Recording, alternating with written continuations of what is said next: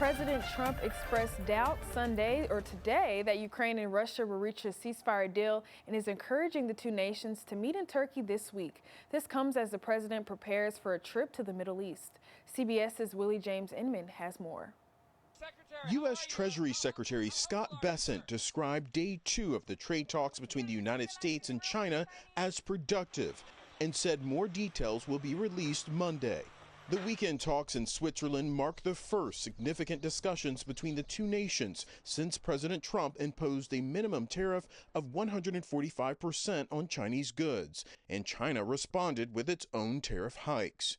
In other international news, President Trump expressed doubt Sunday on Truth Social that Ukraine will reach a ceasefire deal with Russia, noting President Putin of Russia doesn't want to have a ceasefire agreement with Ukraine, but rather wants to meet on Thursday in Turkey to negotiate a possible end to the bloodbath.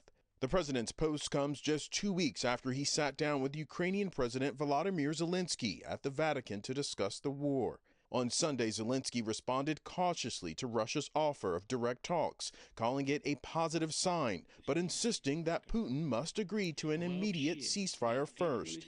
And in domestic news, state governors are weighing in on the deportation debate. On Sunday's Face the Nation, the governor of New Mexico expressed concern over what she called a lack of due process when it comes to deportations. My bigger issue is indiscriminate ICE raids and sweeps, sowing fear in communities and with businesses all across the country, and that includes many communities right here in New Mexico. All of this comes as President Trump prepares to visit the Middle East this week. He heads to Saudi Arabia, Qatar, and the United Arab Emirates, where he's expected to discuss the war in Gaza and fighting in Yemen.